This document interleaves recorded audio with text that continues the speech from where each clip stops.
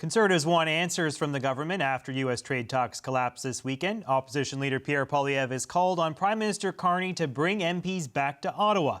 Writing in a letter, "We must put the national interest first. The failure to secure a durable trade agreement together with escalating tariffs now threatens deeper economic pain.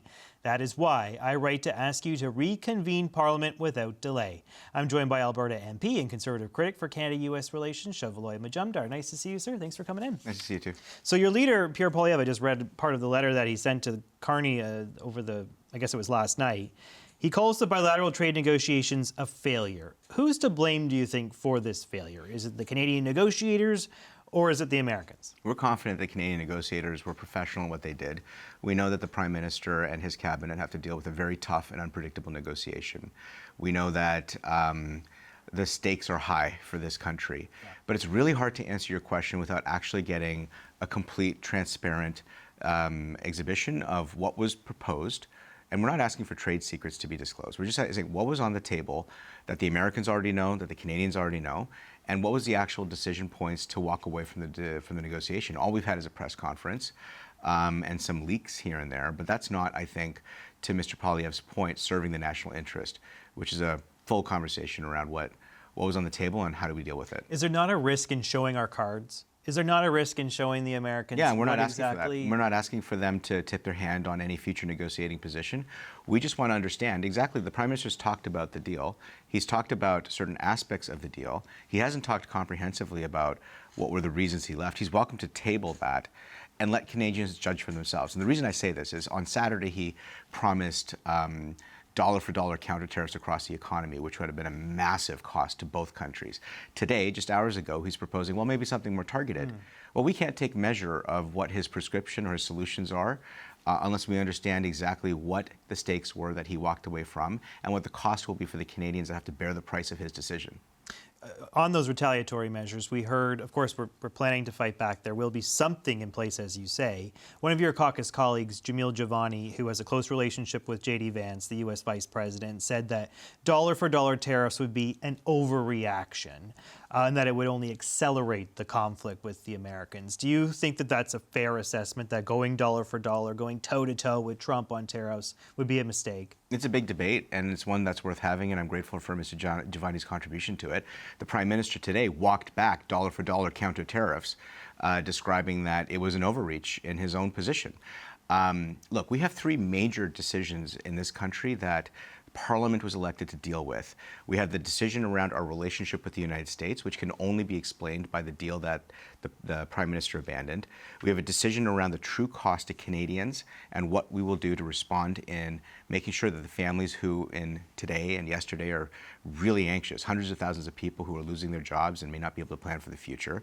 And we have a decision on what are we doing to right now unlock the potential of this country, build the resilience we must, the resilience that the Prime Minister has dawdled on for over a year and a half, and provide the immediate relief for our country in the road ahead. These are three big things. They're certainly parliamentary and worthy of a national conversation, of a debate on empirical grounds rather than on the hints of light that the Prime Minister provides from behind the curtain. Javani also said that Prime Minister Mark Carney and Ontario Premier Doug Ford have put their political self-interest ahead of Canadian workers. So he seems to be suggesting that there's no deal with the Americans because it's not in the political interest of the Prime Minister to reach one. What do you say to that? Do you think that there is no deal because Mr. Carney's trying to capitalize on this politically? I mean, that is quite an accusation, right? It's a serious accusation, essentially accusing the Prime Minister of sacrificing the Canadian economy to improve his own poll numbers. Is that something that you feel like is happening here? The issue we have is with the Prime Minister's capability to be transparent. We've watched him walk back counter-terrorism in the past through a discreet disclosure on a distant government website that was ultimately picked up by somebody. Yeah. We watched the Prime Minister not describe the deal around the bad Gordie Howe Bridge deal. Yeah. We don't know how many tens or hundreds of millions are now being siphoned into an American fund on the other side of the border for priorities that we cannot decide. And so I think there's a lot of good reasons to say, listen, Prime Minister, you negotiated in good faith. You had a conversation with the country in good faith. So in good faith, continue by disclosing the deal and releasing the deal to Parliament. Let Canadians judge for themselves exactly what the decision point you made was. Was it political? Was it principled? We'd like to think it's principled. We'd like to think it's for the national interest. But there's only one way to know. President Trump today called Doug Ford, he called him out by name. He called him a flunky. He says he's less impressive than his late brother, Rob Ford. The premier, in turn, called Trump a loser. He called him the king of bankruptcies. He told him to kiss his arse. Do you think that Premier Ford is hurting or helping the cause here? He's getting quite feisty. It's very personal.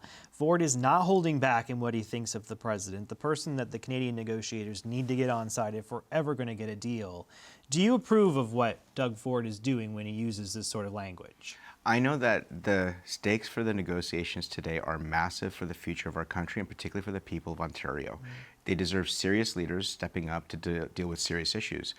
And I also know that in the inception of all of this, when NAFTA was first negotiated, that Prime Minister Brian Mulroney was capable of wrangling the premiers, reading them in, and defining what is the role of the federal government, where the Prime Minister has latitude on foreign affairs, and what is the role of provincial leaders to ensure that the best deal can be accomplished for Team Canada.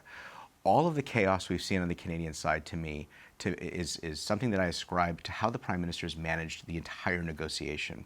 He has not been transparent with the premiers across the board with the deals that he has had to work with. He's not been transparent with Parliament. He's not been transparent with industry. He has not been holding technical briefings with the press or with experts, even under NDA, so that they can at least inform their positions and their opinions.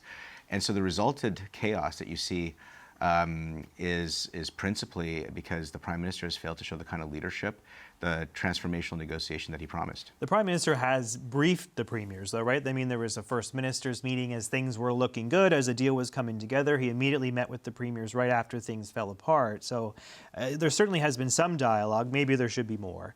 Do you think, though, he should be using that time to rein in Doug Ford? Is that what you think needs to happen here? Do you think the Prime Minister needs to put his foot down when it comes to Ford using this sort of rhetoric? It depends on whether he thinks that rhetoric is helpful to him or not, you know. And I think it's easy for us to try and opine on the play-to-play and the personalities that are involved, and that's not necessarily constructive for the country.